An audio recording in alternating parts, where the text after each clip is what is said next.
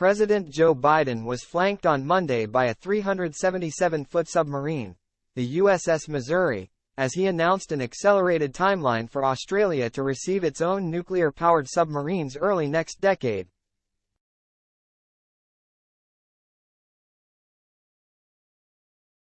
But looming much larger was the increasingly tense U.S. relationship with China, which has emerged as a central focus of Biden's presidency.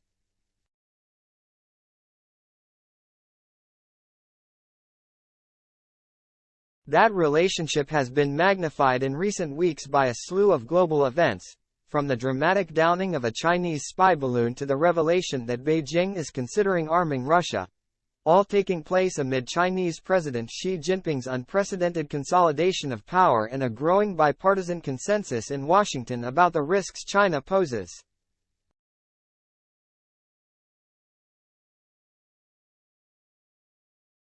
U.S. officials readily acknowledge that tensions with China are higher than they have been in recent years and that Beijing's heated public rhetoric of late is reflective of the state of private relations.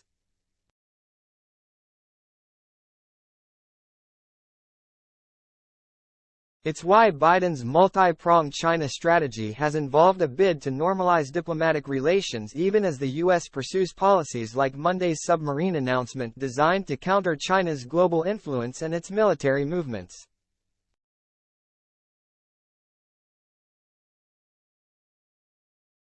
Today, as we stand at the inflection point in history, where the hard work of enhancing deterrence and promoting stability is going to affect the prospects of peace for decades to come, the United States can ask for no better partners in the Indo-Pacific, where so much of our shared future will be written, Biden said Monday, standing alongside his Australian and British counterparts.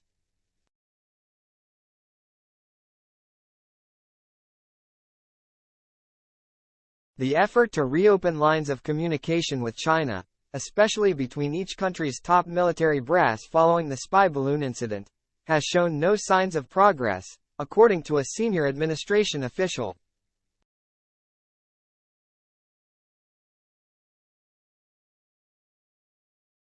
Quite the contrary, China appears resistant at this juncture to actually move forward in establishing those dialogues and mechanisms, the official said.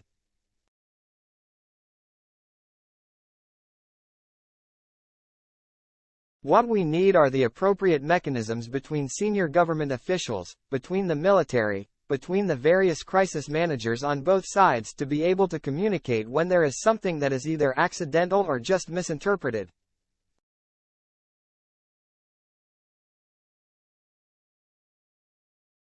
Against that backdrop, Biden faces a series of decisions over the coming weeks and months that have the potential to exacerbate tensions further, including placing new curbs on investments by American companies in China and restricting or blocking the U.S. operations of the popular social media platform TikTok, which is owned by a Chinese company.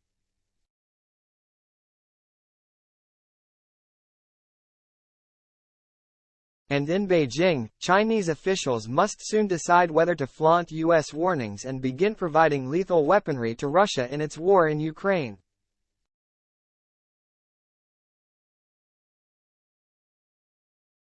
Monday's update on the new three-way defense partnership between the U.S., Australia and the United Kingdom is the latest step meant to counter China's attempts at naval dominance in the Indo-Pacific and, potentially, its designs on invading self-governing Taiwan.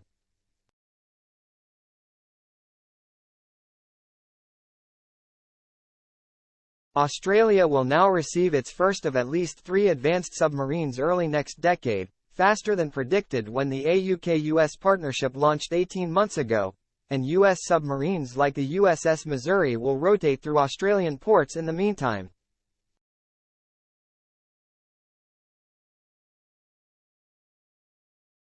The United States has safeguarded stability in Indo-Pacific for decades, to the enormous benefits of nations throughout the region from ASEAN to Pacific Islanders to the People's Republic of China, Biden said during his remarks.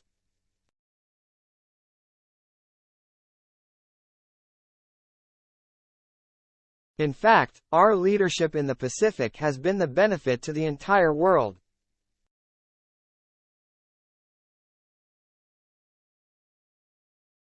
We've kept the sea lanes and skies open and navigable for all. We've upheld basic rules of the road.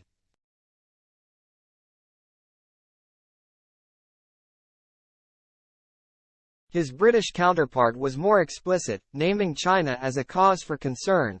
China's growing assertiveness, the destabilizing behavior of Iran and North Korea all threaten to create a world defined by danger, disorder and division, said Prime Minister Rishi Sunak.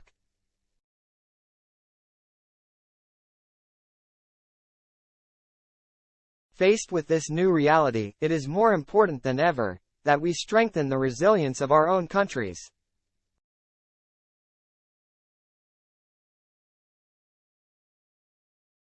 Even before Biden traveled to Naval Base Point Loma in California to herald that progress alongside the British and Australian Prime Ministers, China was quick to lambast the move as advancing a Cold War mentality and zero-sum games.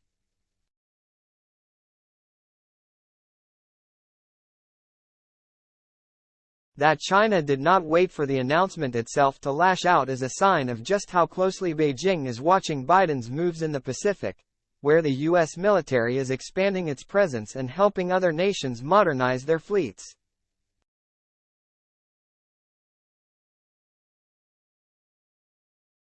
And it's another example of Biden's view of China as the leading long-term threat to global peace and stability, even as Russia's war in Ukraine consumes current U.S. diplomatic and military attention.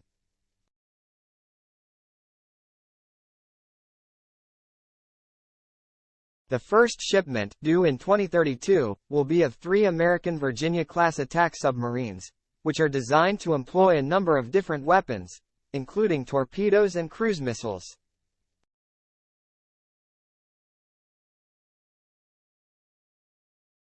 The subs can also carry special operations forces and carry out intelligence and reconnaissance missions.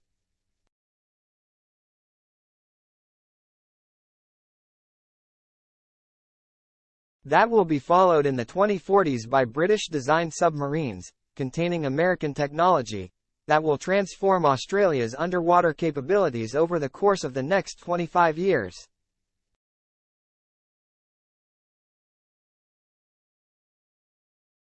Before then, U.S. submarines will rotationally deploy to Australia to begin training Australian crews on the advanced technology, scaling up American defense posture in the region.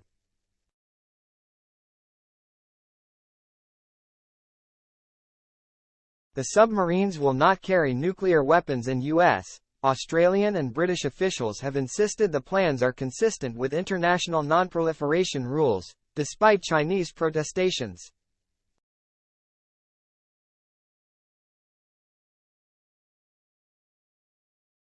The message sent by the announcement is unmistakable. The U.S. and its allies view China's burgeoning naval ambitions as a top threat to their security, and are preparing for a long-term struggle.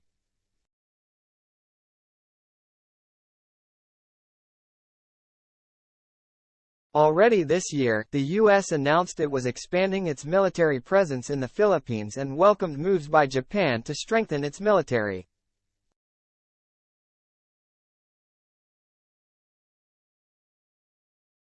It's deeply consequential, a senior administration official said of the AUK-US partnership.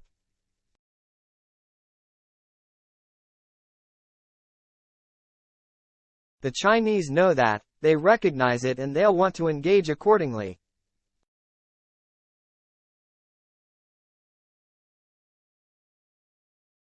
U.S. officials said Britain's participation in the new submarine project is a sign of Europe's growing concerns about tensions in the Pacific, concerns that have emerged within NATO, even as the alliance remains consumed by the war in Ukraine.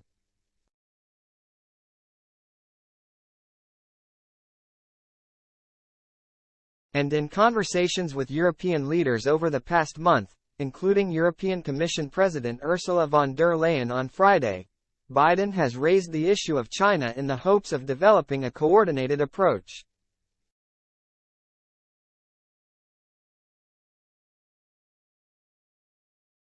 The looming question now is whether China will choose to re-engage and improve diplomatic relations with the U.S. despite the heightened tensions.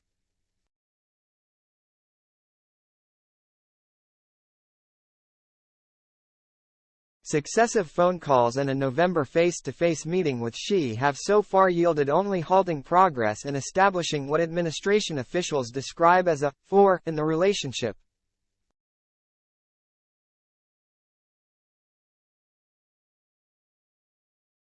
Four months after that meeting, progress has largely stalled on reopening lines of communication between Washington and Beijing, once viewed as the primary takeaway from the three-hour session in Bali.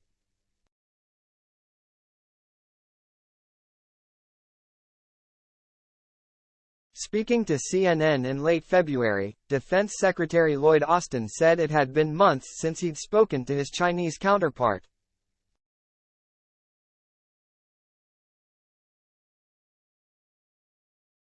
And public remarks from Chinese leaders, including Xi, have begun to sharpen over the past week, a sign the confrontational approach of the past year is not waning.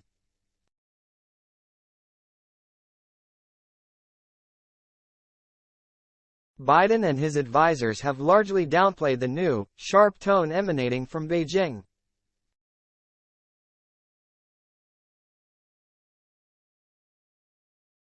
Asked by CNN on Thursday about the meaning of new rebukes from Xi and Foreign Minister Qin Gang, Biden replied flatly, "Not much."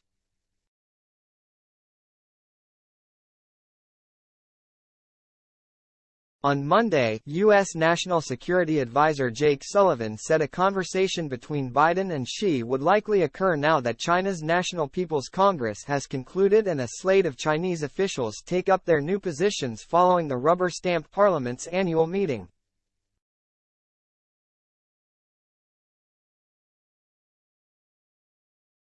"We have said that when the National People's Congress comes to a close, as it now has, and Chinese leadership returns to Beijing, and then all of these new officials take their new seats, because of course you now have a new set of figures in substantial leadership positions, we would expect President Biden and President Xi to have a conversation."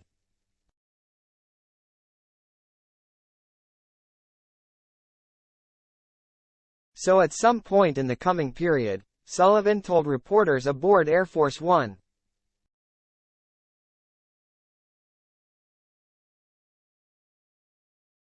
He said there was no date set yet for a Xi-Biden phone call, but that Biden has indicated his willingness to have a telephone conversation with President Xi once they're back in stride coming off the National People's Congress.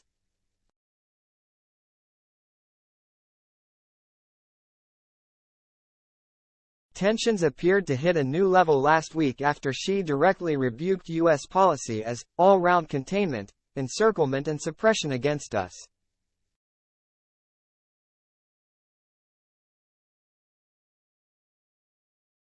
Qin, in remarks the next day, defined the competition Biden has long sought to frame as central to the relationship between the two powers as a reckless gamble.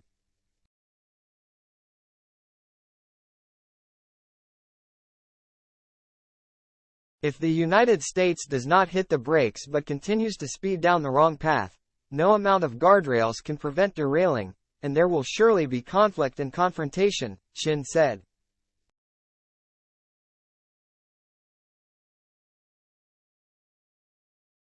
A senior administration official acknowledged that Xi's recent rhetoric has been more direct than in the past, but said the White House continues to believe that Xi will again want to sit down and engage at the highest level, now that he has completed his latest consolidation of power.